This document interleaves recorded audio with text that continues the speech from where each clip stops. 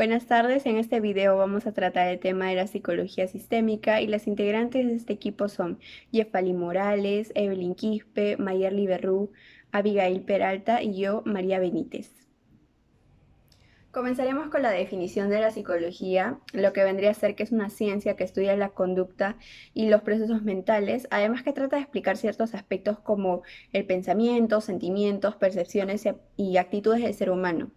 Además que es considerada una ciencia debido a que aplica el método científico para justamente brindar las respuestas. Y la psicología está considerada dentro de las ciencias sociales o humanas, las cuales es considerada como que estudia lo que vendría a ser el comportamiento del individuo de acuerdo a su entorno, además de los procesos mentales y de comunicación de los individuos.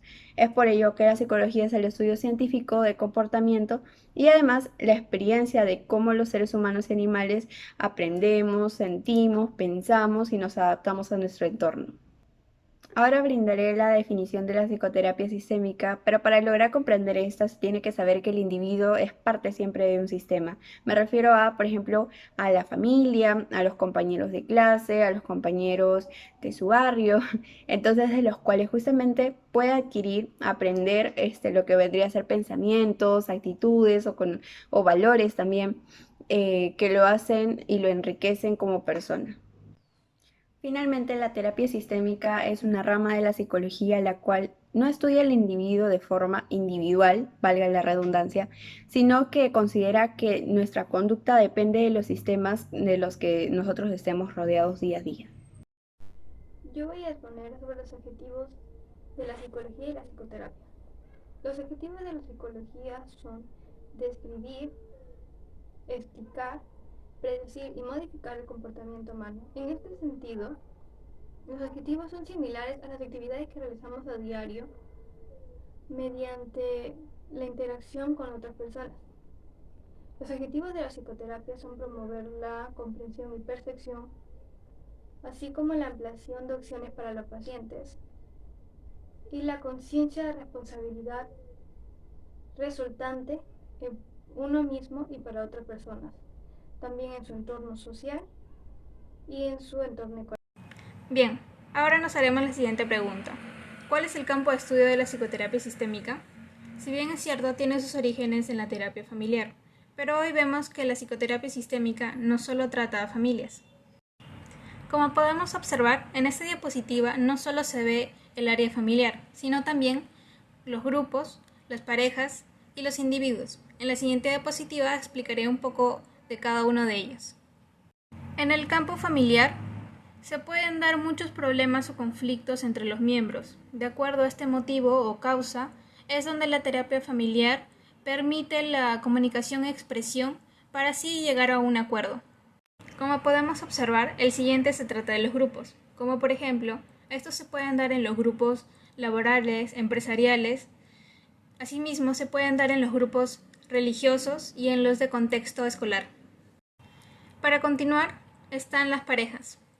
Los temas más frecuentes que se dan son los problemas de comunicación. Luego están los desacuerdos, los divorcios, las infidelidades y entre otros. Por último está el campo de los individuos o de las personas. Por ejemplo, se dan en aquellas personas que están sufriendo de depresión o problemas de adicciones, o aquellas personas que han perdido a un familiar y están pasando por el duelo. Bueno, comenzamos con las técnicas, ¿no? En primer lugar tenemos a las preguntas circulares, ¿no? Que esas preguntas básicamente se le van a hacer a los distintos miembros del sistema, ¿no? Que quiere decir que van a jugar un rol diferente, ¿no? Dentro del sistema, que se van a poner en el lugar del otro. Después tenemos a las preguntas milagro. Como su mismo nombre lo dice, estas van a ser preguntas dentro del sistema, ¿no? Como, ¿qué pasaría si hubiese un milagro y resolvería todos sus problemas, ¿no? ¿Qué pasaría? ¿Cómo afectaría en ellos? Después tenemos a las constelaciones familiares, que cada miembro del sistema va a interpretar cómo cree que es la familia para él, ¿no? Y así poder tomar un punto de vista diferente de cada uno. Después tenemos a la reformulación, que busca tener una visión positiva dentro de un problema negativo, ¿no? Por ejemplo, en vez de que mi mamá piense de que yo no le quiero hablar o conversar, piense que yo no le quiero hablar porque no quiero descargar todo mi mal humor en ella o en los demás. Y por último tenemos a las habilidades de resolución de problemas, ¿no? Que esta no es tan específica, pero sí es muy importante, ya que debemos tomarla en cuenta para que el sistema pueda seguir una ruta de firmeza ante un obstáculo o una situación problemática. Y así, todos juntos poder llegar a un mismo acuerdo. Bueno, y estas son las técnicas más usadas, ¿no? Pero hay que tener en cuenta que lo primero de todo es el conocimiento de la dinámica y a cuáles de los sistemas se le va a aplicar. Alfred Adler llamó su enfoque psicología individual, aunque de por sí era mucho más social que enfocada al ser humano. También fue conocido por el sentimiento de inferioridad, entendida como una característica universal y no patológica. Él también se refería a que era muy importante la posición en el orden de los hermanos, ya que ésta se considera como un factor muy importante. También, con respecto a la personalidad, él pensaba que el sentimiento social era una cualidad fundamental de la personalidad y que se heredaba de plano biológico, pero que se hallaba enormemente influido por el modelo imprimido por la familia. Nathan Eckerman llegó a la terapia familiar por la psiquiatría infantil. Fundó el Family Institute en New York y tuvo una revista que se llamó Family Process junto a Tom Jackson. En 1937, él solito publica un artículo llamado La familia como unidad social y emocional. Aldous Meyer creía comprender las alteraciones mentales como que si el psiquiatra tendría que conocer el medio sociofamiliar del paciente y considerar esta enfermedad como una inadaptación a la personalidad global. John Bowlby, psicoanalista inglés, creador de la teoría del apego, investigador, terapeuta que trabajó en Londres, y él decía que la familia tenía un papel muy importante dentro de la salud mental.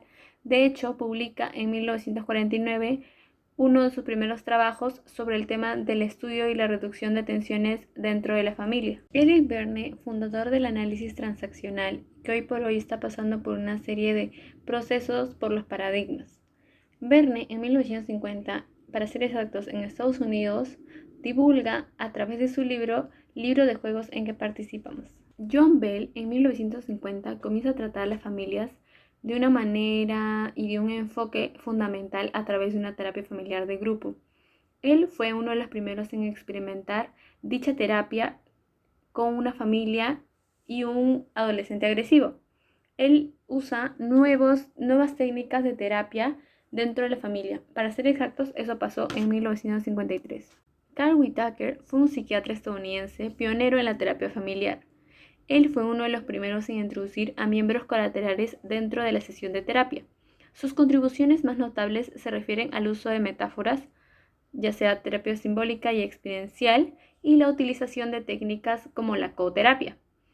Otra grande de sus contribuciones fue el desarrollo junto a sus demás colaboradores de la terapia simbólica experimental. Ludwig von, biólogo y filósofo austriaco, fue una de las grandes aportaciones dentro de la época, ya que él proponía la teoría general de sistemas, el cual afirmaba que estos términos deberían estar separados, pero también deberían involucrarse unos con otros.